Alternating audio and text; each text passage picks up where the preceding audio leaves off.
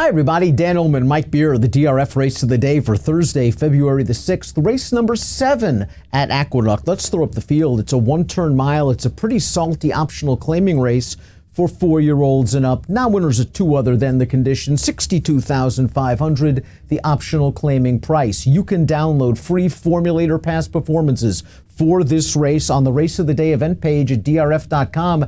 Access them, handicap along with us, the 3 Grumps Little Tots, even money on the morning line, the 1 legit for Todd Pletcher, 7-5 on the morning line. Those 2 horses figure to take all the money, Mike. Yeah, I mean, certainly Grumps Little Tots deserves to be the favorite, in my opinion. We'll see what we get from legit. That's a very long layoff for a horse who has some talent. Let's throw up the Time Form US pace projector for this race. The number 4, See This Quick, showing some stretch out speed. I wouldn't be surprised if he makes the lead. Grumps Little Tots has options breaking to the inside of that horse. He has enough speed where he probably could make the lead, but I think See This Quick might make a very nice target. Yeah, I agree. See This Quick, I saw him trying to make the front here, and Grumps Little Tots really shouldn't be compromised by his trip. Well, let's talk about the X factor in this race. The number 1 legit. He has started twice in his career for Todd Pletcher. He won both of those races. The problem, both of those races were in the spring of 2018, including this race at Pimlico over a sloppy track. Now, he was under a hard ride after a wide trip pretty much from the 5/16 pole. He wears these horses down. The 2nd, 3rd, and 4th place finishers all came back to win, but boy, he has missed a lot of time. Yeah, I mean, listen, he ran well in both of his starts. It was a long time ago, but he ran well both times, and he is the kind of horse who, at least when we saw him last, he was like that, what we just saw in that video there, Dan. He keeps building momentum through the stretch, and he really seems like he wants to go long. He has talent. This is a very, very long layoff to overcome. The good news for Todd Pletcher fans, for legit fans, is that Pletcher has a very good formulator fact with these kind of horses. Let's throw that up. Past 5 years, horses aged 4 and up, last out winners off a year layoff of greater in dirt routes. He's 6 for 11 with almost a $5 return on investment. Legit, I think, is going to be ready to rumble. The question is, will he have enough pace, and is a mile far enough for him? It really looks like he wants a lot more ground. It really does. I mean, he did win over a one-turn mile in his debut, so he has handled it in the past, but, we'll see what we get. I respect Pletcher off layoffs like this, obviously. His numbers are great. This is a layoff of over 600 days, though. It's a long time. Number 2 is Awesome DJ, up from Laurel for trainer Jose Corrales, stretching out from 6 furlongs. Maybe he can show a little bit of tactical speed in here, but he was in for 16 last time out, and he just got walloped. He's found a tough spot shipping up to New York for the first time. Yeah, I mean, he's won 3 times, and he's 2 for 4 at a one-turn mile, but he's also the slowest horse in the race here as he ships in and steps up. Grumps Little Tots is graded stakes placed. He made his 4-year-old debut last time out, cutting back to a one-turn mile in an optional claiming race. He was the beaten favorite that day. We're going to turn into the stretch, and he was forced to move a little bit early when the outside horse, the horse on the lead, Musical America, came calling 3 wide on the turn. All in all, I thought Grumps Little Tots ran just fine. Musical America seems like a much improved horse since being transferred to Rob Actress. If Grumps Little Tots runs anything close to his Buyers 1, 3, 4 starts back, combined with his tactical speed and his recency advantage, he's obviously the horse to beat. Yeah, I agree with that. He is the horse to beat in here. He's supposed to get a good trip. Listen, he lost at 4-5 last time. You don't want to make too many excuses for horses like that. But Musical America, as you say, has been very good, and he came out of this race and he ran another good one to be second to Sir Winston last week. He bumped into a really sharp horse last time, and it feels like he's got all the advantages this time.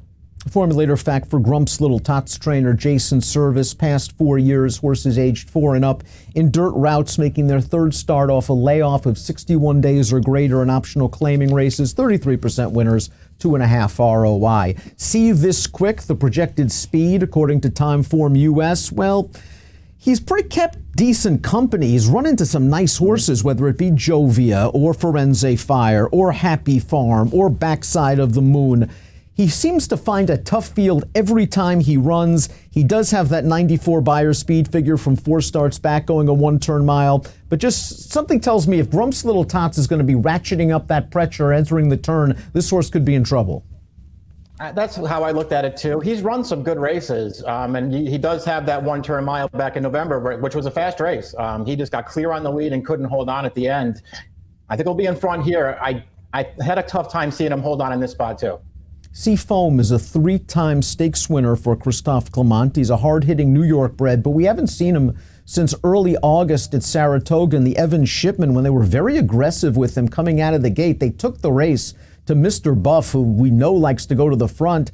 They allowed Mr. Buff to come up the rail on him, turning into the stretch, and Seafoam just couldn't finish. He has done good work at Aqueduct in the past. He has also run well fresh, Mike, and he actually has some races that make him somewhat competitive. Yeah, I mean, he's okay for sure. Since he won the Albany as a 3-year-old, it's sort of been one tough spot after another for him. The only win since that Albany was last June when he just got to the lead on a really strong rail, and it felt like that carried him to victory. But it's easy to make excuses for his losses too, Dan. I don't know. I don't love him off this layoff, but I understand that he could be a contender in here. Not only was he in against Mr. Buff last time out, that third horse was very sharp. Shipped back to the Finger Lakes, won a state-bred stake with a 92 buyer, then was second in another with an 89. Do you think Manny Franco's going to try to get forward here, try to take this race to a horse like Grump's Little Tots?